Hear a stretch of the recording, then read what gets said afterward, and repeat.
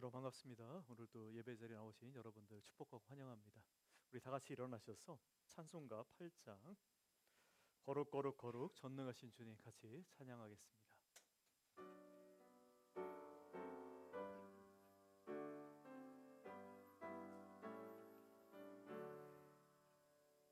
거룩 거룩 거룩 전능하신 주님 이른 아침 우리 주를 찬송합니다. 거룩 거룩 거룩 자비하신 주님 성삼위일체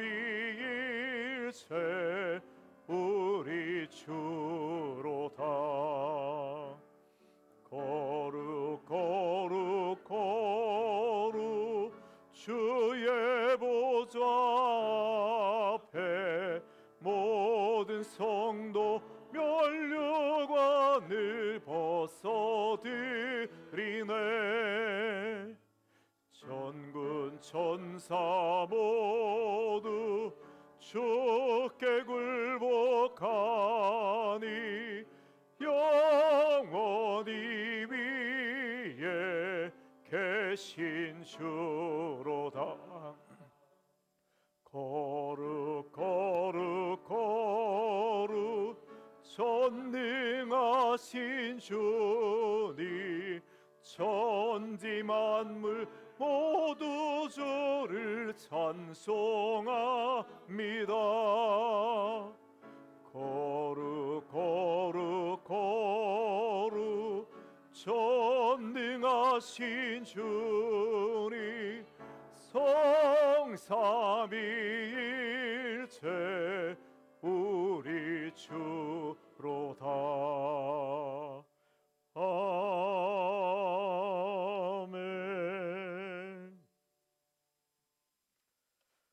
하나님 말씀하시기를 말세에 내가 내 영을 모든 육체에 부어주리니 너희는 너희의 자녀들은 예언할 것이요 너희의 젊은 이들은 환상을 보고 너희의 늙은 이들은 꿈을 꾸리라. 아멘. 사랑과 은혜가 풍성하신 하나님 아버지, 거룩하고 복된 주일 아침에 우리들을 예배의 자리로 불러주심에 감사드립니다. 이 시간 세상의 모든 염려와 무거운 짐을 십자가 앞에 내려놓고 오직 하나님의 임재만을 사모하며 또 주님의 살아계심을 찬양하며 예배드리기를 소원합니다. 하나님 말세에 내가 내 영을 모든 육체에 부어주리라 하신 그 약속의 말씀처럼 영적으로 메마르고 척박한 이 세대 속에 살아가는 우리들에게 이미 부어주신 그 성령의 충만함을 이제는 경험케 하여 주시옵소서. 성령 하나님, 먼저 우리를 주님의 사랑과 진리 안에서 새롭게 하여 주시옵소서. 영적으로 둔해졌던 우리의 영안을 열어주시고 우리의 살아계신 우리 안에서 살아계신 하나님의 말씀을 깨닫게 하실 뿐만 아니라 그 말씀을 세상 속에 담대히 선포하며 또 예언하는 자녀들이 되도록 인도하여 주시옵소서. 하나님, 이 자리에 나온 모든 온 세대들을 또한 축복합니다. 하나님, 우리의 또 어린 자녀들이 하나님의 비전을 입술로 고백하게 하시고 우리의 젊은이들이 세상 유혹 속에서도 주님의 나라를 바라보고 또 거룩한 환상을 꿈꾸게 하시며 우리의 어르신들이 또 육신의 나이를 뛰어넘어 하나님과 함께 영원한 소망의 꿈을 꾸며 함께 나아갈 수 있게 하여 주시옵소서. 그리하여 한 사람도 소외됨 없이 온 세대가 성령 안에서 함께 높아지고 견고해지는 영적인 공동체가 되도록 인도하여 주시옵소서. 오늘도 삶의 고난 가운데에서 하나님께 나온 사랑하는 자녀들이 있다면 그들을 주의 사랑과 평안으로 만져주시고 예배를 통하여 회복해내는 은혜 있게 하여 주시길 바라며 예수 그리스도의 이름으로 기도했습니다. 아멘.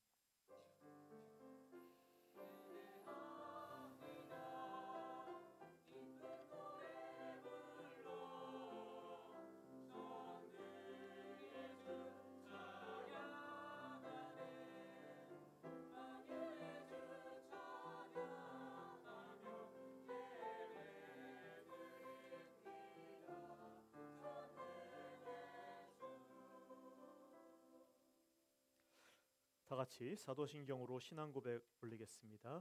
전능하사 천지를 만드신 하나님 아버지를 내가 믿사오며 그 외아들 우리 주 예수 그리스도를 믿사오니 이는 성령으로 잉태하사 동정녀 마리아에게 나시고 본디오 빌라도에게 고난을 받으사 십자가에 박혀 죽으시고 장사한 지 사흘 만에 죽은 자 가운데서 다시 살아나시며 하늘에 오르사 전능하신 하나님 우편에 앉아 계시다가 저리로서 산자와 죽은 자를 심판하러 오시리라. 성령을 믿사오며 거룩한 공예와 성도가 서로 교통하는 것과 죄를 사하여 주시는 것과 몸이 다시 사는 것과 영원히 사는 것을 믿사옵나이다. 아멘.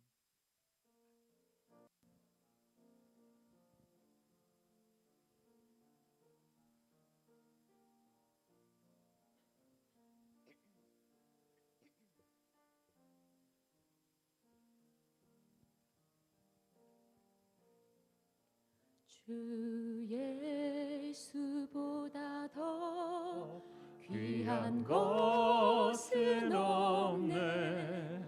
이 세상 부귀와 바꿀 수 없네. 영죽은 내 대신 돌아가신 그 놀라운 사랑 잊지 못해. 세상 즐거움 다 버리고 세상 자랑 다 버렸네. 주 예수보다 더 귀한 것은 없네. 예수 밖에는 없네. 주 예수보다 더 귀한 것은 없네. 이 세상 명예와 바꿀 수 없네. 이전에 즐기던 세상 일도 주 사랑하는 맘 빼지 못해. 세상 즐거움 다 버리고 세상 자랑 다 버렸네. 주 예수보다 더 귀한 것은 없네. 예수 밖에는 없네. 주 예수보다 더 귀한 것은 없네. 이 세상 행복과 바꿀 수 없네. 유혹과 비판이 몰려와도 주 섬기는 내 맘 변치 않아. 세상 즐거움 다 버리고 세상 자랑 다 버렸네. 주 예수보다 더 귀한 것은 없네. 예수 밖에는 없네.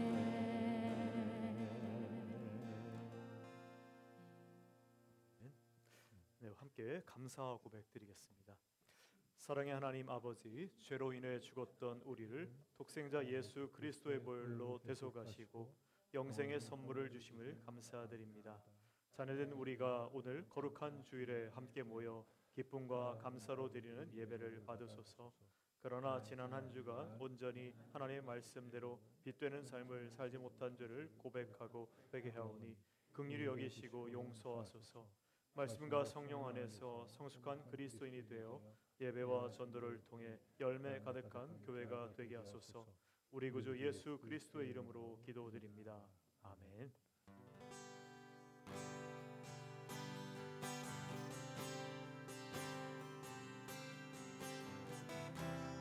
십자가를 참으신 어린 양 예수, 내 죄 씻어주시고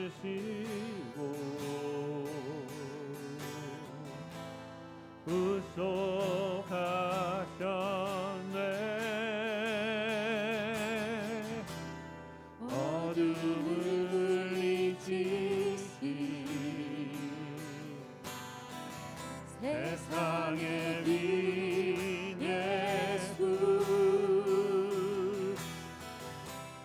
영광의 빛 비추사 자유케 하시네.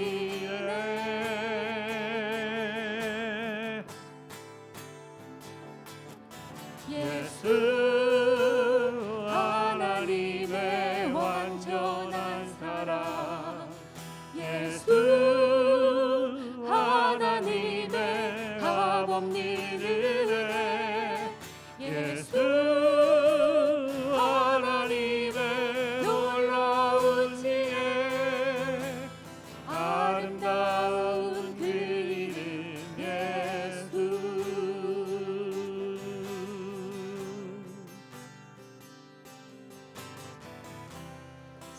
십자가를 참으신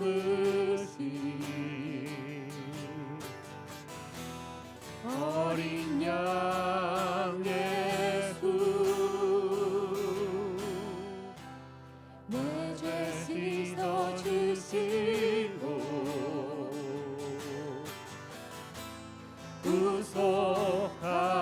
구속하셨네. 어둠을 물리치신 세상의 빛 예수, 영광의 빛 비추사 자유케 하시네.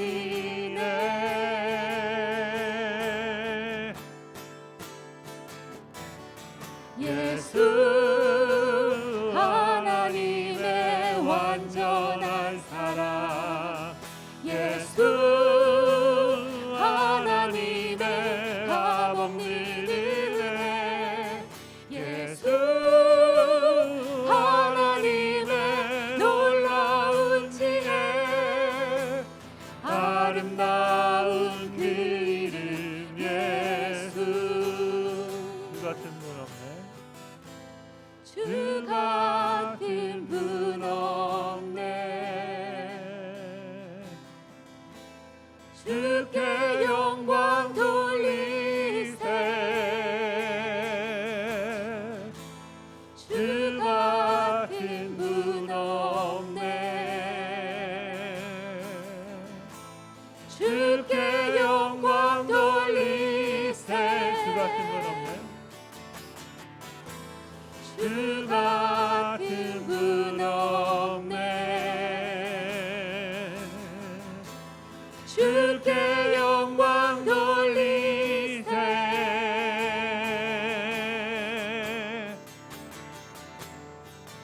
예수 하나님의 완전한 사랑, 예수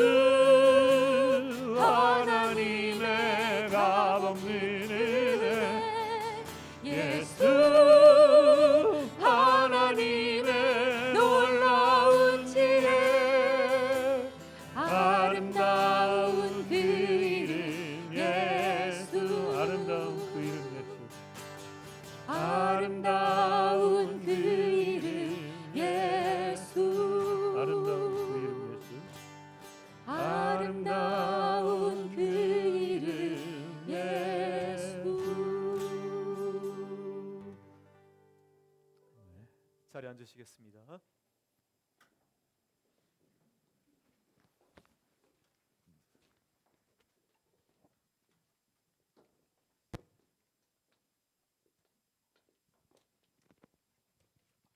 다 같이 기도드리겠습니다.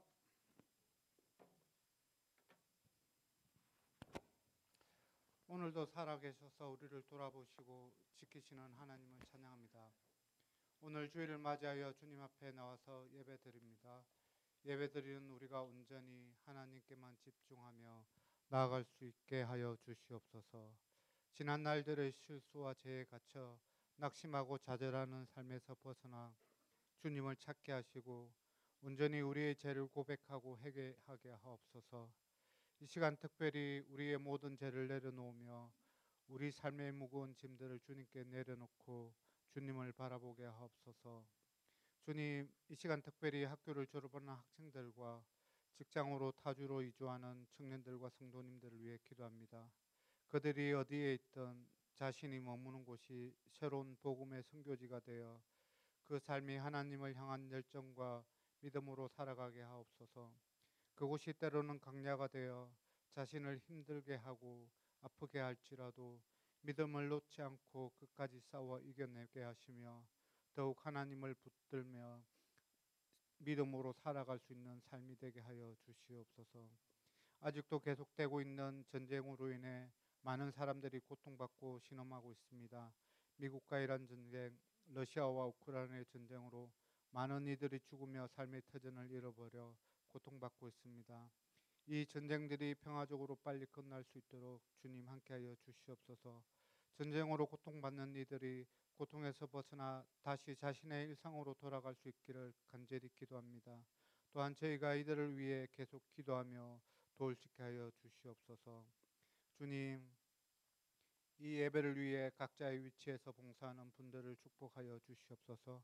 주일학교 교사들, 중고등부 교사들, 찬양팀, 성가대, 주일 친교, 안내를 맡은 모든 분들을 축복하여 주시옵소서.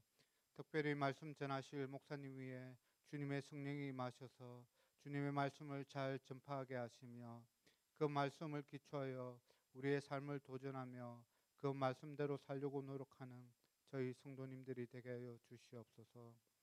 주님, 이 시간 주님의 보혈이 우리를 감싸시며 주님의 임재가 우리를 덮으셔서 세상의 어떤 걱정과 유혹이 이 예배를 방해하지 못하게 하시며 온전히 주님께 집중하며 주님의 임재와 은혜만을 바라는 이 예배가 되게 하여 주시옵소서. 이 예배를 온전히 주님께 드립니다. 감사합니다. 예수님 이름으로 기도합니다. 아멘.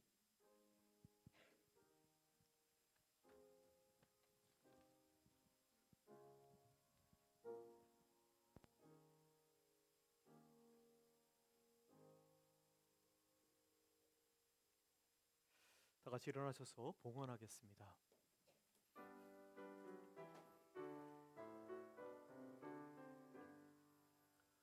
만복의 근원 하나님 온 백성 찬송 드리고 저 천사여 찬송하세 찬송 성부 성자 성령 아멘. 사랑과 은혜의 하나님 아버지, 성령의 단비를 우리 영혼에 부어주시고 온 세대가 또 주님 안에서 함께 꿈을 꾸는 거룩한 예배대로 서게 하심에 감사드립니다. 이 시간 우리에게 주신 수많은 은혜와 삶의 고백들을 모아 정성을 또 정말 정성껏 구별한 예물을 주께 올려드렸습니다. 하나님, 이 예물이 드려지는 곳마다 성령의 강력한 사역이 일어나게 하여 주시옵소서. 또 물질이 쓰이는 곳마다 메마른 영혼들이 살아나게 하시고 새로운 세대의 사람들이 하나님의 비전을 발견하며 또 주님과 동행하는 삶의 참된 기쁨을 맛보게 하여 주시옵소서. 우리가 드린 이 헌금을 통해 교회가 주님의 사랑으로 서로를 돌보며 연약한 자를 섬기고 그리스도의 몸된 공동체를 든든히 세워가게 하옵소서. 온 성도가 변치 않는 진리 안에서 함께 기뻐하며 또 세상이 줄 수 없는 하늘의 평안을 누리게 하여 주시옵소서. 하나님, 우리가 살아가는 날 동안 때로는 예기치 못한 고난과 거친 광야를 만날 때도 있음을 고백합니다. 그러나 그 척박한 순간마다 우리를 홀로 두지 아니하시고 또 신실하게 도우시는 하나님의 손길을 저희가 기억하게 하여 주시옵소서. 고난 속에서 더욱 단단해지며 마침내 하나님의 선하신 인도하심을 찬양하는 우리들 모두가 되기를 소원합니다.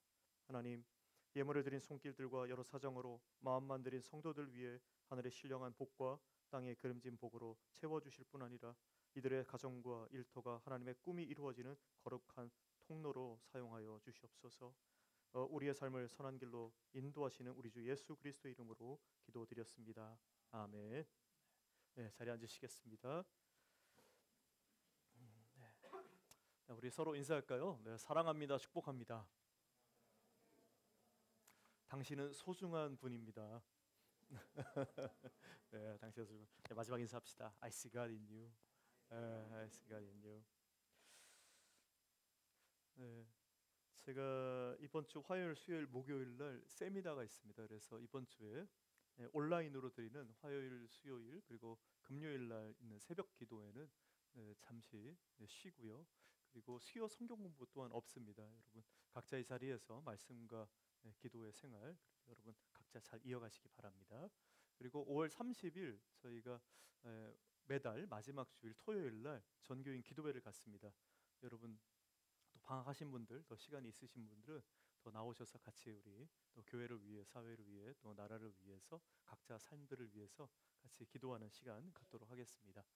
6월 7일 날은 정기 재직회로 모입니다. 우리 재직되시는 분들 또 준비 잘 해주시고 재직회를 위해서 여러분 또 같이 기도하고 또 협력하여 주시기 바랍니다. 5주간 제자훈련을 6월 첫 주부터 시작합니다. 지금 한 5분 정도 신청을 하셨는데요. 저 오늘 예배 끝나고 저한테 좀 다시 오셔서 시간 조정을 좀 하도록 하겠습니다. 그리고 한 번 더 말씀드리면 우리 코스타 있습니다. 이제 한 달밖에 남지 않았는데 2달인가요? 한 달이죠? 네, 한 달밖에 안 남았네요. 네, 휘튼 칼리지에 있으니까 혹시라도 아직도 뭐 가고 싶은 마음 있으신 분들 지금이라도 늦지 않았으니까 또 지원해 주시기 바랍니다. 중보기도 요청 있는 분들은 우리 김지연 사무에게 전해 주시면 될 것 같고요. 그리고 성경통도 20주차입니다. 이 시간에는 우리 성가대가 감사로 찬양할 때 함께 하나님께 영광 올리겠습니다.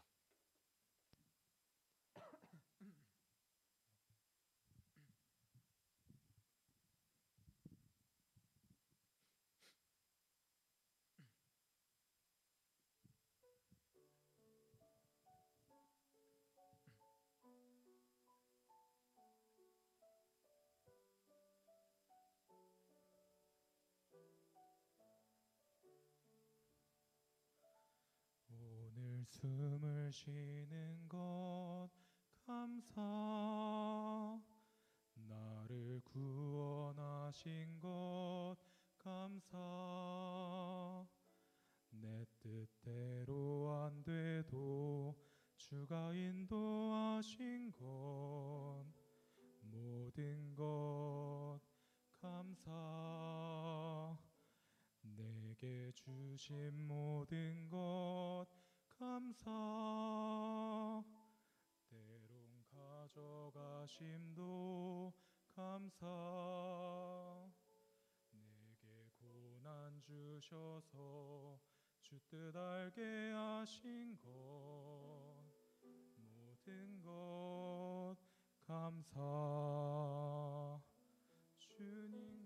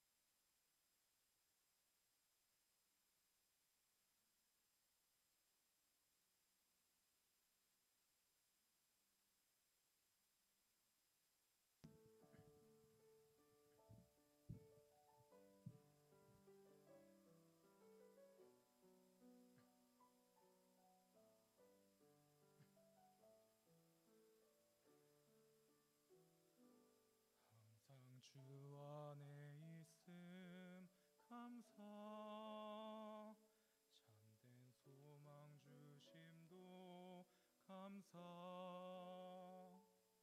나 같은 사람도 자녀 삼아 주신 것 모든 것 감사.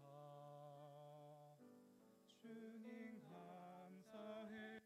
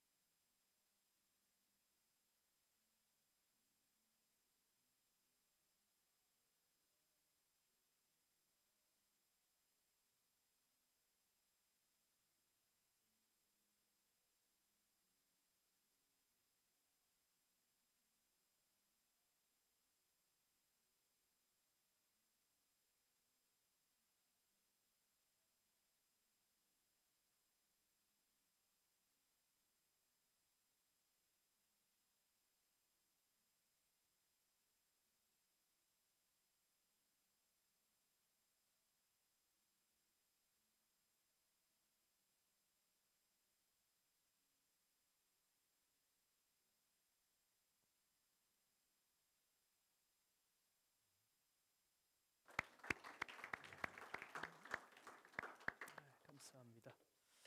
네, 우리 이 시간에 서로를 환영하고 축복하는 시간 갖겠습니다.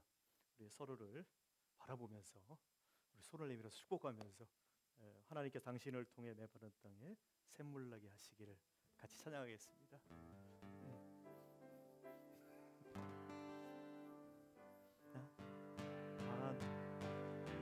하나님께서 당신을 통해 메마른 땅에 샘물나게 하시기를 가난한 영혼 목마른 영혼 당신을 통해 주 사랑 알기 원하네.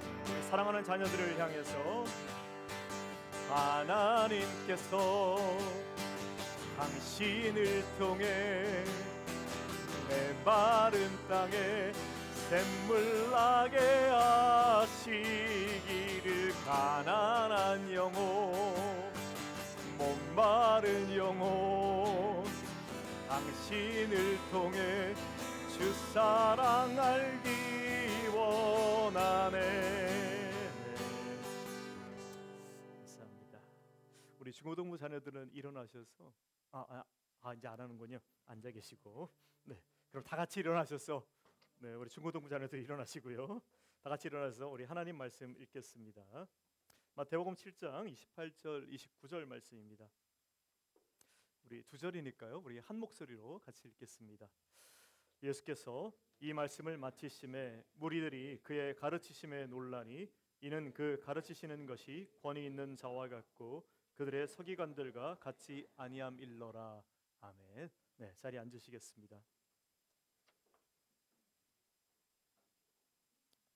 오늘 예수님의 가르침의 권세에 대해서 같이 나누려고 합니다. 네, 본문 말씀은 예수님께서 사역을 시작하시고 수많은 무리들과 그리고 제자들에게 처음으로 하나님 나라에 대해서 그리고 하나님 따르는 자들이 누구인지 어떤 삶을 살아야 하는지 말씀하신 산상수훈의 마지막 부분에 해당되는 말씀입니다. 즉 예수님께서는 그 가르치심을 산상수훈에 대해서 말씀을 다 끝마쳤을 때 이 말을 듣고 난 뒤에 수많은 무리들이 이 말을 듣고 깜짝 놀라면서 왜 이렇게 깜짝 놀랐나 했더니 그 말씀하는 바가 다른 종교인들하고 너무 달랐다는 것을 느끼게 된 것입니다. 예수의 가르침이 권위 있는 자 같고 그 시대의 사람들과 다르다는 것이 수많은 사람들이 느낀 이 예수님의 가르침에 대한 평가였습니다. 오늘 이 말씀을 통해서 우리가 가르침의 권세에 대해서 배우기를 원합니다. 먼저 가르침이라는 말에 대해서 그 히브리어가 좀 의미가 있습니다. 가르친다는 것이 무엇인가? 히브리어로 가르친다라는 말과 그리고 배우다라는 말은 같은 어근을 갖고 있습니다. 가르친 것과 배우는 것이 같은 어근이에요. 이게 글자가 희한하게 생겼지만 히브리어입니다. 그 옆에는 영어로 돼 있으니까 여러분 잘 볼 수 있을 거예요. 여기 보시면 여러분들이 뭐 자음은 다 똑같다고 느낄 거예요. L이 있고 M이 있고 D가 있고 그죠? 네, 그렇죠?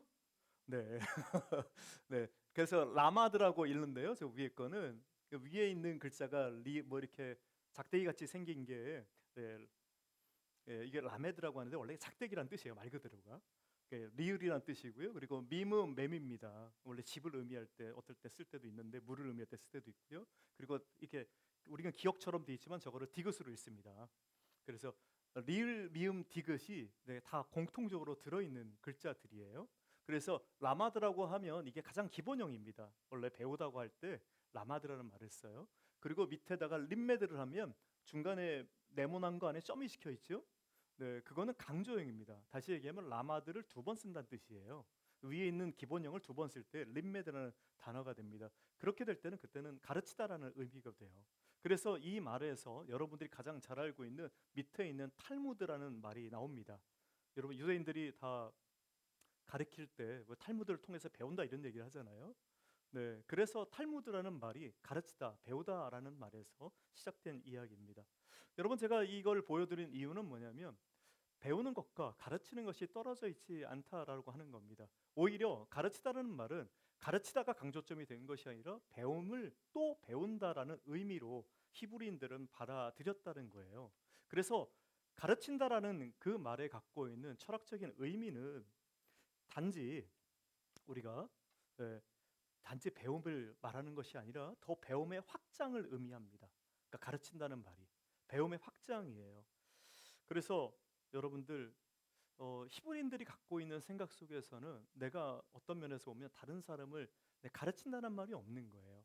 다른 사람을 통해서 내가 더 많이 배운다라고 이야기하는 겁니다. 그래서 한편으로는 내가 배운 것을 넘치게 배워서 그것이 흘러넘쳐서 다른 사람에게 도달되게 하는 게 가르침의 의미예요. 물론 우리가 이제 일반 학교에서 뭐 가르친다는 그 의미하고 뭐 다를 수 있죠. 그거는 학교에서는 뭐 인포메이션을 전달해야 되고 여러 가지 것들을 또 이게 지속적으로 전달해야 되는 부분이 분명히 있으니까요. 근데 제가 말씀드리고 싶은 건 뭐냐면 히브리인들이 이 가르친다, 배운다라고 하는 기본 컨셉을 어떻게 갖고 있는가 하는 부분입니다. 그러니까 사람이 사람을 가르친다는 생각을 갖는 게 아니라 모든 사람은 하나님 앞에서 평등된 존재로 보는 것이고 누가 어떤 더 권위가 높아서 누굴 가리키고 있다 이런 걸 생각하는 게 아니라는 거예요. 오히려 하나님 앞에서 누구나 다 동등된 입장에서 더 많이 배우고 더 알려고 탐구하는 사람이 그것이 흘러넘쳐서 다른 사람들에게 가르침의 삶의 모범이 된다라고 이야기하는 바입니다. 여러분 그러니까 누굴 뭐 가르치려고 자꾸 노력하지 마시고 뭘 더 해야 돼요? 오히려 더 많이 스스로를 배우고 익히고 하는 쪽에 힘을 써야 된다 하는 겁니다. 그것을 통해서 자연스럽게 내 안에 있는 것이 흘러 넘쳐서 다른 사람에게 내가 원하고 내가 정말 말하고 싶은 것, 내가 가르치고 싶은 것이 자연스럽게 흘러가게 만들었다라는 겁니다.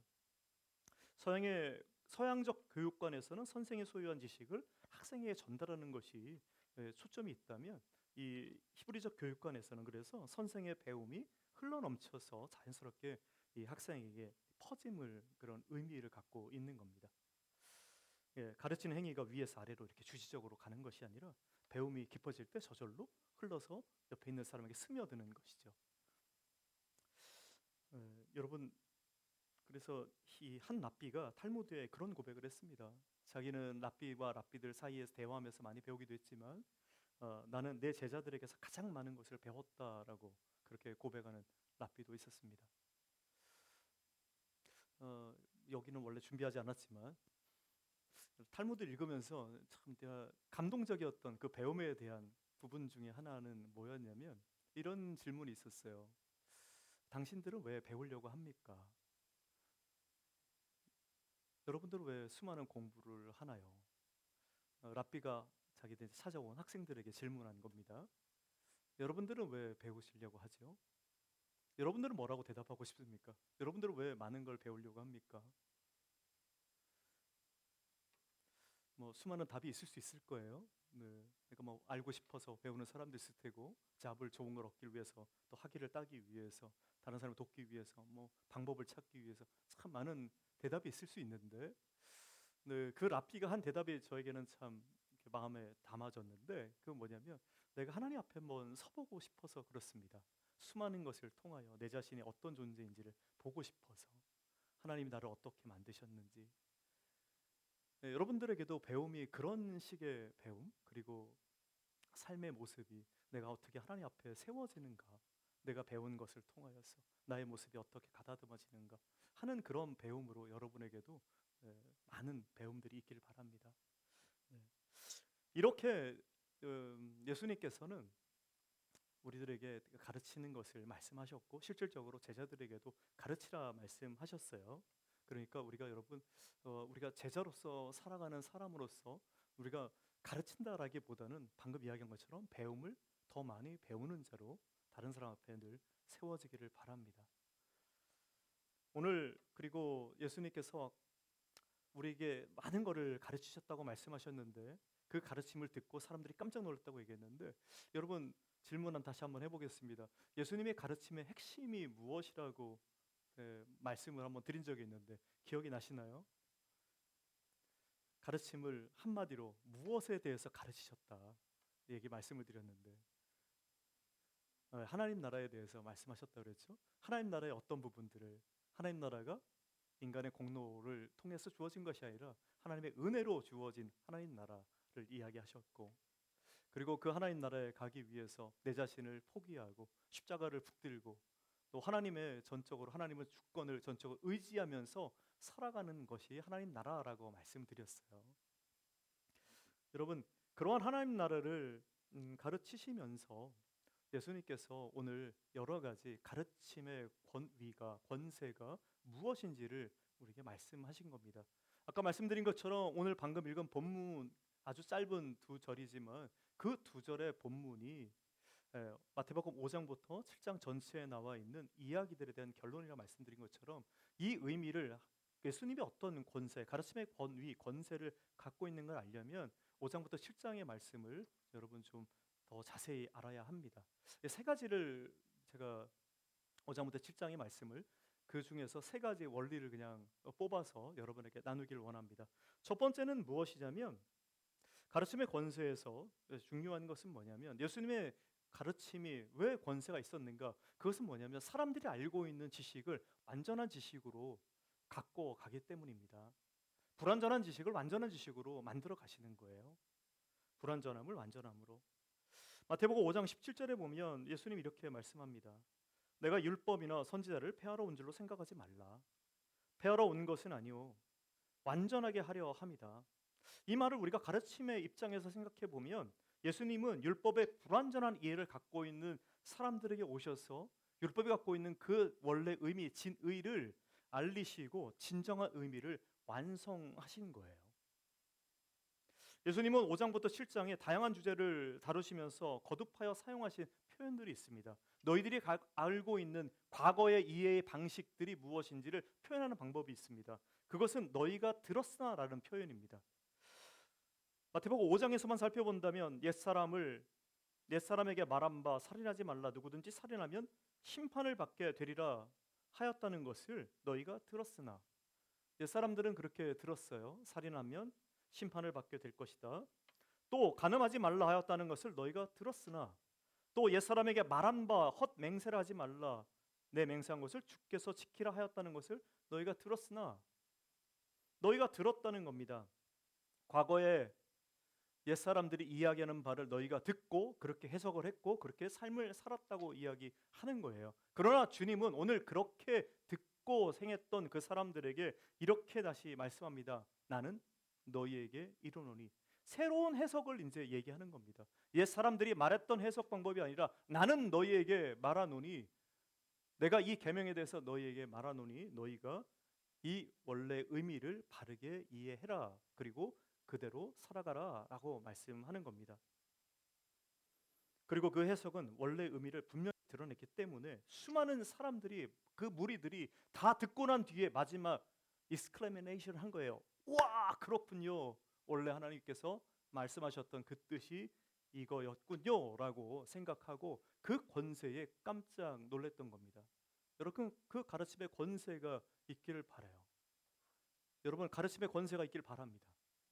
네, 정말 참된 의미를 내가 무엇인가를 말할 때에 그 말하는 바 안에 참된 의미들이 담겨지길 바랍니다. 정말 그래서 주님의 가르침의 핵심을 말한다면 바른 의미를 드러낸 해석이 있습니다. 그 의미의 원 의미, 진의, 바른 뜻, 그 본질을 바르게 드러내는 것. 그 바르게 드러낸 것에서 그분의 권세가 주어졌다 이야기합니다. 여러분 권세라는 헬라어 단어가 권세의 헬라 단어가 엑수시아예요. 엑수시아인데 엑수는 엑스 아웃이란 뜻이고요. 우시아는 존재란 뜻입니다. 그러니까 존재가 밖으로 드러내는 것을 권세라고 본 거예요. 옛날에 이 원래 이제 그리스인들이 생각하는 존재는 우리가 생각하는 우리 자체를 존재라고 얘기하는 게 아니라 신의 속성을 갖고 있는 걸 존재라고 얘기하거든요. 신적인 거를 갖고 있는 게 밖으로 드러날 때 권세가 있다고 생각한 거예요.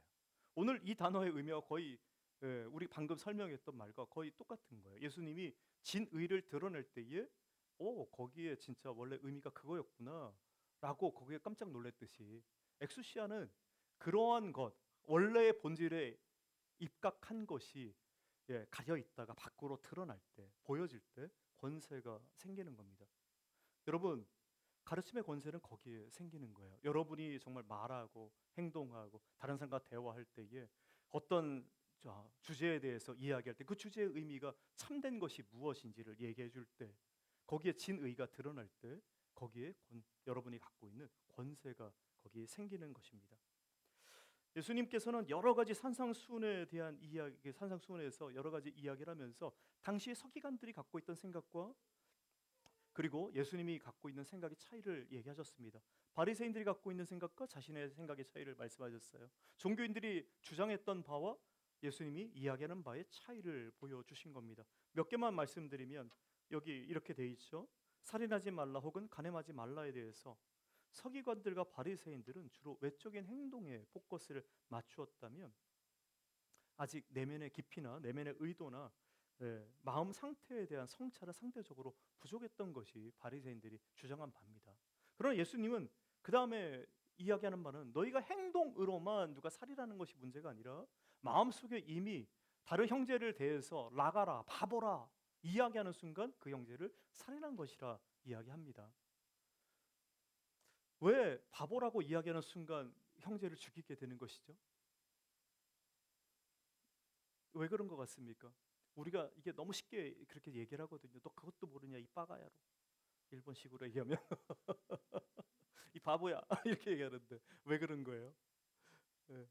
여러분 근데 바보라는 말을 듣는 순간 이 존재의 가치가 무너지는 거잖아요. 예.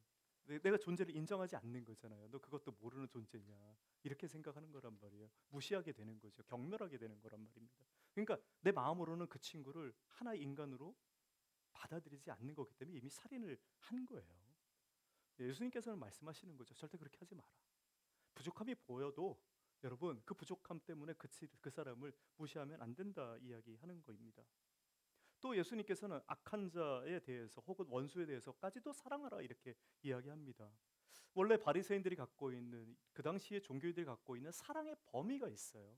사랑의 범위는 내 이웃이에요. 내 동족이에요. 근데 예수님은 오늘 그것을 넘어서서 사랑해라라고 이렇게 이야기합니다. 와, 내 가족도 사랑하기 힘든데, 내 친척고, 내 친구도 사랑하기 힘든데, 내 원수까지도 사랑하라고 오늘 이야기하십니다. 네.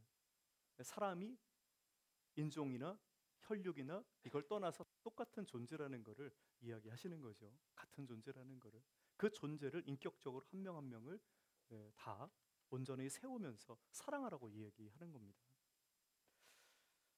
뭐 예를 들어서 그런 비유를 말씀하셨습니다. 예수님께서 누가 로마 병사가 만약에 너에게 다가와 가지고 내 짐을 지고 너에게 만약 오리만 같이 가자. 오리가 이제 2kg 정도 됩니다. 2kg를 가져갈 때 너희는 그와 10리를 그러니까 4kg를 같이 가라. 2배를 가라고 얘기하는 거예요. 여러분 한번 생각해 보세요. 오리를 가자고 하는데 내가 그러니까 2km를 같이 걸어가자고 하는데 미국 애들이니까 또 1마일이 더 쉽게 이해되려나요? 원마일. 예, 원마일만 같이 가자고 그러는데 아니야. 내가 차라리 2마일 내가 네 짐 들고 내가 같이 가줄게. 여러분 한번 생각을 해보세요. 누가 와갖고 힘 있는 사람이 나에게 와서 너 야 내 짐 지고 너 1마일만 가 이렇게 얘기할 때에 우리 학생들 그럴 때 1마일만 갈 것 같아요? 2마일 갈 것 같아? 세준이 원마일만 갈 것 같죠, 그죠? 네. 근데 예수님 말씀하시기에 2마일 가라고 얘기해요. 왜 그러냐면 원마일만 갈 때는 내가 그 사람의 강압에 눌려가지고 내가 내 의지를 굴복당했다고 보는 거예요. 근데 2마일을 갈 때는 내 의지로 이제는 그 사람이 나 1마일이라고 얘기할 때 아니야 내 의지로 내가 2마일 가줄게. 내가 정말 사랑하는 마음으로 내가 해준다. 입을 꽉 깨물면서 얘기하는 바는 그거입니다.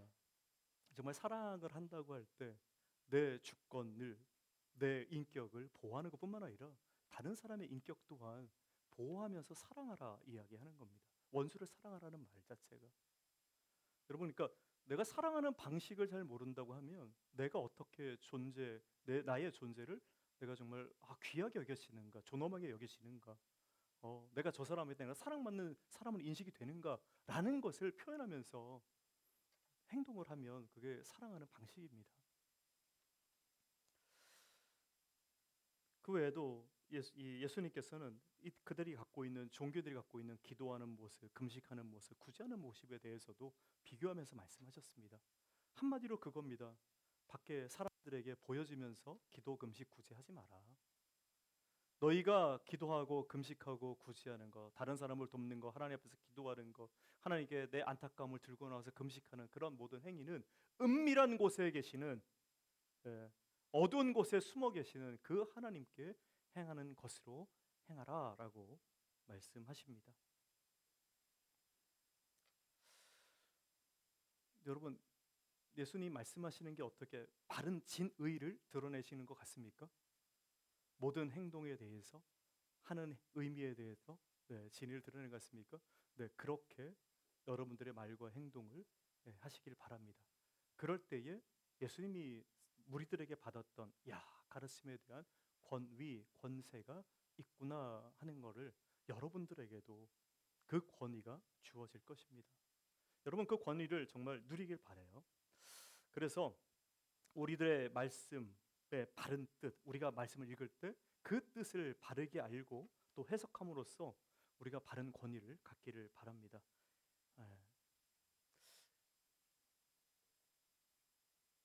또 두 번째는 이 예수님의 가르침의 특징, 그 권위의 특징 두 번째는 믿는 자들의 삶이 얼마나 복된지를 깨닫게 하는 것에 있었습니다. 믿는 자들의 삶이 얼마나 복된지 여러분 잘 알다시피 산상수훈의 처음 시작은 뭘로 시작하냐면 팔복으로 시작합니다. 8가지 복으로 시작해요. 근데 그 팔복을 이야기하기 전에 누가 듣느냐에 대한 무리에 대한 설명이 먼저 나옵니다.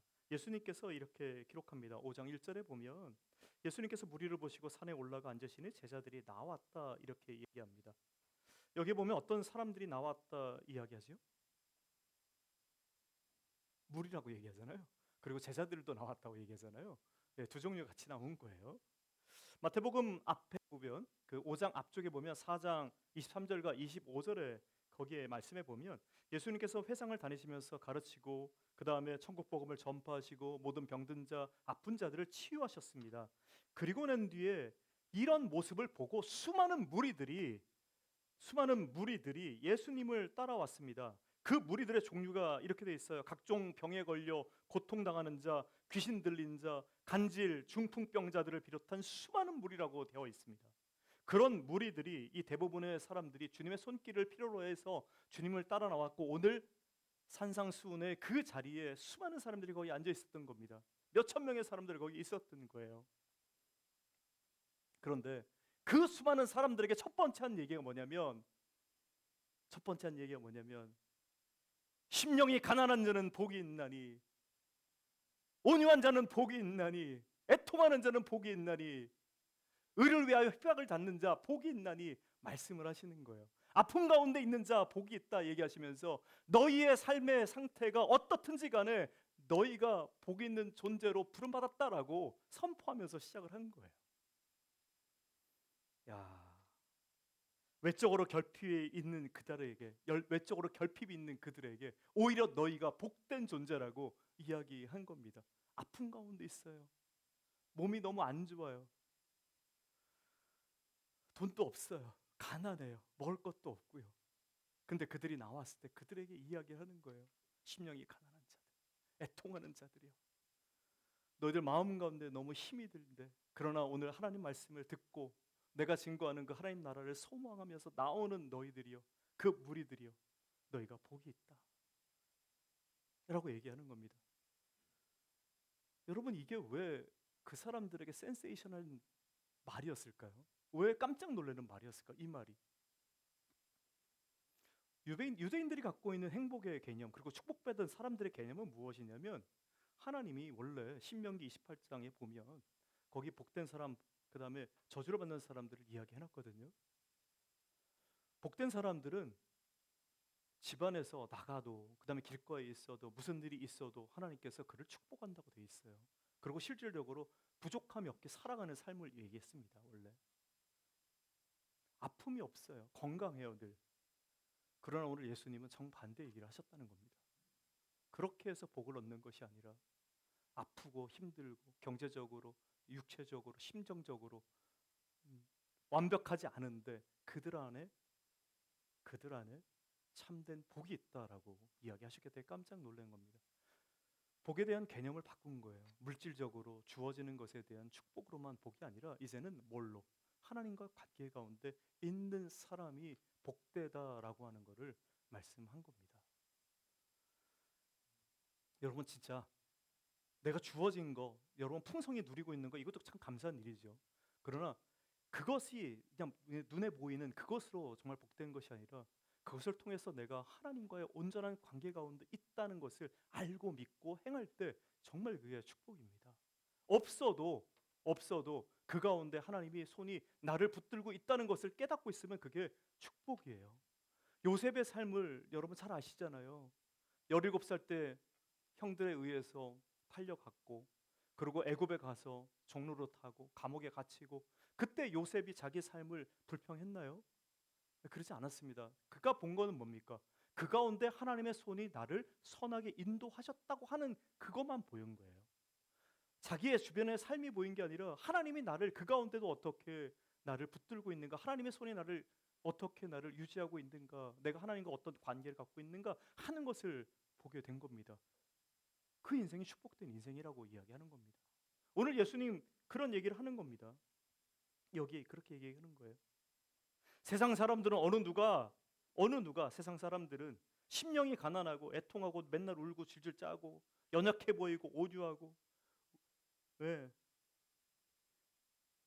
이런 사람 누가 복되다고 하겠어요? 세상 사람들이. 근데 말씀은 그런 사람들이 복되다 이야기하는 겁니다.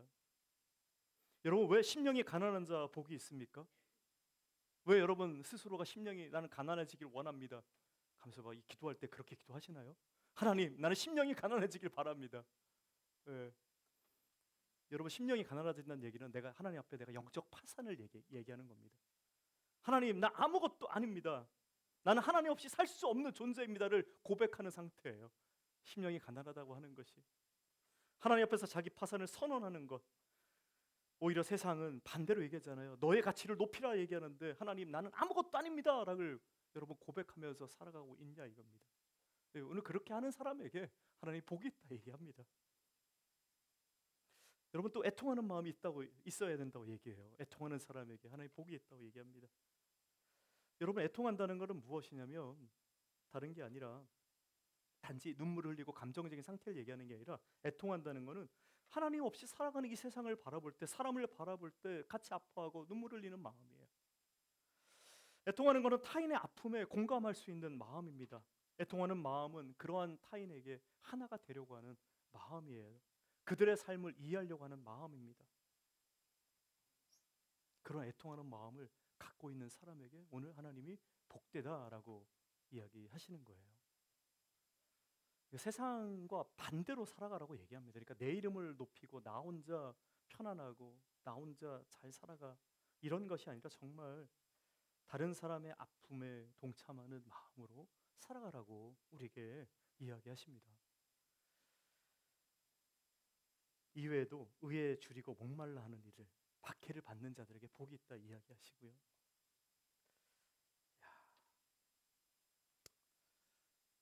요즘 세상하고 정말 참 맞지 않습니다. 이 가치관이.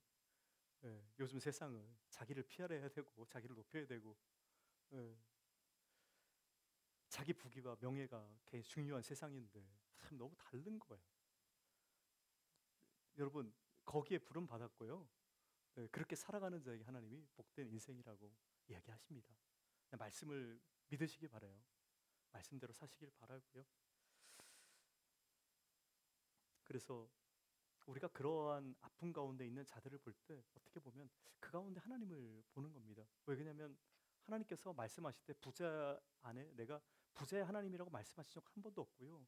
이렇게 얘기하세요. 그렇다고 뭐 부자의 하나님이 아니시다 이런 얘기를 하는 게 아니라 하나님의 관심이 훨씬 더 많이 있는 쪽이 어딘가 할 때 내가 위도에게 정말 고아들에게 그다음에 아무 집도 없이 나간 데 다닐 수밖에 없는 사람들에게 나그네들에게 내가 그들의 내가 하나님이 되었다라고 얘기하시거든요.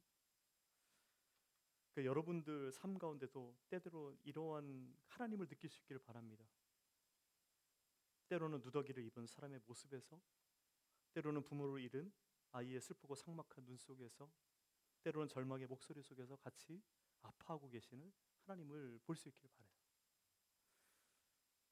정말 이처럼 혼자의 삶이 아닌 타인의 삶에 이렇게 공유하고 같이 이렇게 공감함으로써 하나님이 얼마나 우리의 삶을 참 복되게 인도하시려고 이렇게 나를 부르셨는가 한 번 더 깨달을 수 있길 바랍니다. 네. 그리고 이러한 축복된 인생에 대해서 마지막으로 예수님께서 이렇게 얘기하십니다. 5장 11절 12절에서 이렇게 얘기하세요. 예수로 말미암아 사는 인생, 그렇게 나를 위해 핍박을 받는 자 너희에게 복이 있다라고 이야기합니다. 나를 위해 핍박을 받는 자, 진리를 위해서 핍박을 받고요, 주님의 이름을 위해서 핍박을 받는 자, 그런 자들에게 복이 있다라고 이야기합니다. 여러분, 삶이 좀 내가 그리스도인으로 살아가면서 내가 참되게 좀 살아가려고 하면 뭔가 좀 일이 잘 안 되고 뻐그러지고 이런 인생들이 있잖아요. 그럴 때마다 오늘 이 말씀을 기억하시면서 그때에도 정말 기뻐할 수 있기를 바랍니다. 말씀이 여러분들이 말하는 것처럼 보여지는 그 순간순간이 참 이게 세상 사람들 평가는 아무것도 아닌 것처럼 보이는 그런 인생이지만 말씀은 그 인생을 여러분 하나님이 귀하게 여긴다고 말씀하십니다. 다시요. 그렇다고 해서 억지로 그렇게 살아가라는 얘기를 하는 게 아닙니다. 억지로 그렇게 사는 거 아니에요. 내가 하나님의 은혜를, 내가 하나님의 사랑을 깨닫고 내가 긍휼을 깨닫고 내가 하나님의 그 복음의 진리를 깨달은 만큼 그렇게 사는 겁니다. 내가 공감하지도 못하는데 하나님 내가 억지로 해야 됩니까? 어떨 때는 억지로 해야 될 때도 있을 거예요. 훈련을 위해서. 그러나 원래 본질은 하나님의 그 은혜를 경험한 것만큼 하는 거예요.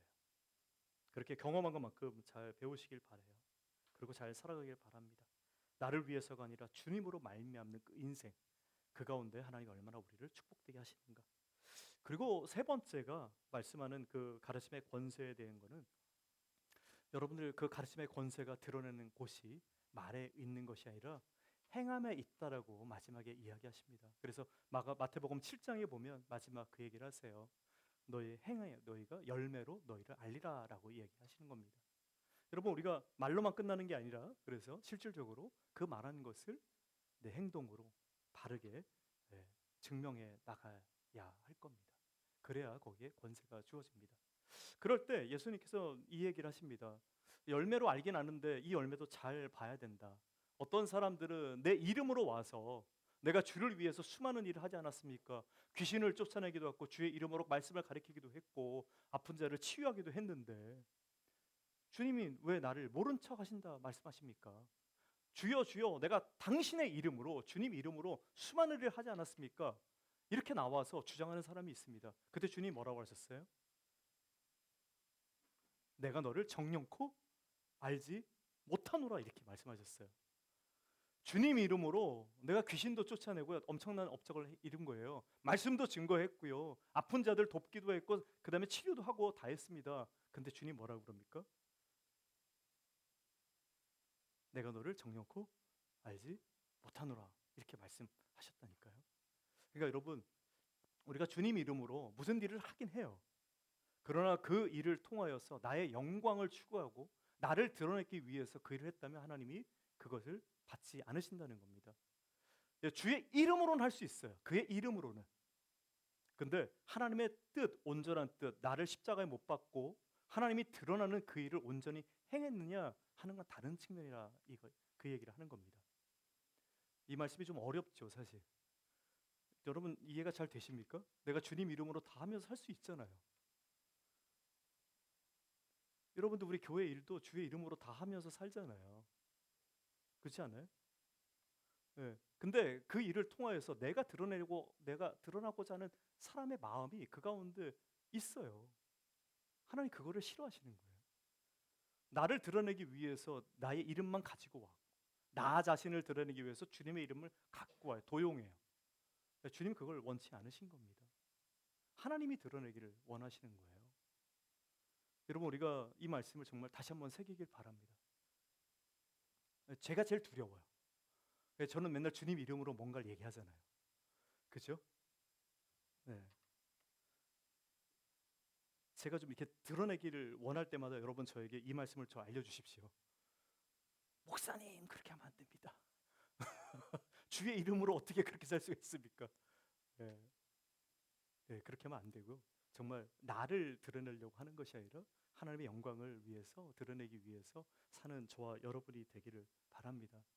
오늘 이야기하는 바처럼 거기에 사람들이 깜짝 놀란 거예요. 와, 말씀의 권위라는 것이 이런 것이구나. 말씀의 권위라는 것이 이런 것이구나. 예수님의 말씀의 권위가 무엇이라고요? 첫 번째, 불완전함을 온전함으로 바꾸는 능력이 있고요. 두 번째는요, 우리의 삶이 얼마나 복된 것인가를 설명해주고 이해시키는 능력이 그 가운데 있어요. 그리고 또 말씀의 권위가 어디에 주어진다고요? 내가 아니라 하나님을 영화롭게 하는데 그 말씀의 권위가 주어집니다. 여러분 한 주간 삶 동안에 이 말씀의 권위를 여러분 누리기를 바랍니다. 여러분 성령께서 여러분에게 참된 말씀의 뜻을 알려주실 거예요. 또 묻고 또 기도하고 또 하나님 이것이 무엇을 의미합니까? 저에게 알려주십시오. 그래서 내가 이것을 내 자신뿐만 아니라 다른 사람들에게도 온전케 하는데 내가 이 말씀을 쓰길 원합니다. 하나님 그 권세를 나에게 주십시오. 또 기도하면서 한 주간 또 살길 바랍니다. 그리고 어려운 사람들에게 하나님 나에게 지혜의 말씀을 주십시오. 주님께서 분명히 말씀하지 않았습니까? 심령이 가난한 자, 애통하는 자, 정말 하나님 말씀대로 살아가는데 의를 위해서 핍박을 받는 자들에게 하나님 그들이 얼마나 복된 인생인지 말씀하셨지 않습니까? 하나님 내가 그들에게 얼마나 당신의 삶이 복된 인생인지 내가 전해주기를 원합니다. 네, 여러분 한 주간 동안 그러한 삶을 살기 바랍니다. 무엇보다도 여러분의 삶을 통하여 내 자신을 높이는 게 아니라 하나님의 영광을 위해서 사는 인생 가운데 이 가르침의 권위, 권세 여러분에게 주어지기를 주님의 이름으로 축복합니다.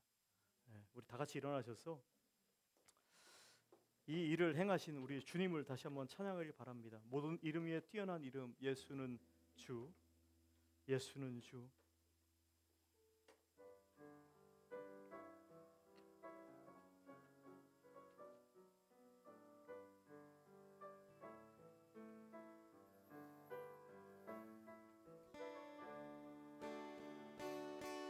모든 이름 위에 뛰어난 이름 예수는 주, 예수는 주.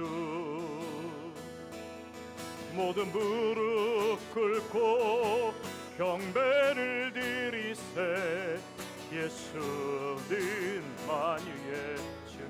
모든 이름 위에 뛰어난 이름, 모든 이름 위에 뛰어난 이름 예수는 주, 예수는 주. 모든 무릎 꿇고 경배를 드리세 예수는 만유의 주님 예수는 주 예수는 주 온 천하 만물을 그 보좌 영광을 돌리세 예수 예수 예수는 주 예수는 주 예수는 주 예수는 주 온 천하 만물을 그 보좌 영광을 돌리세 예수 예수 예수는 주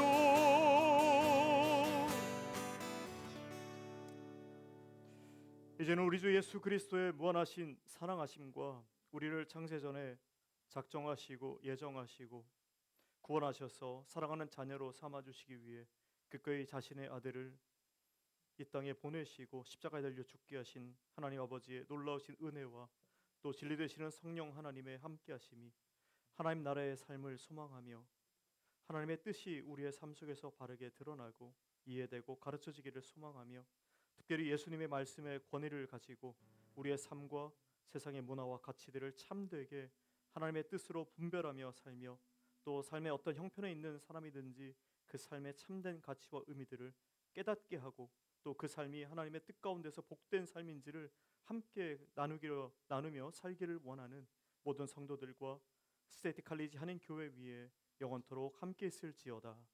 아멘.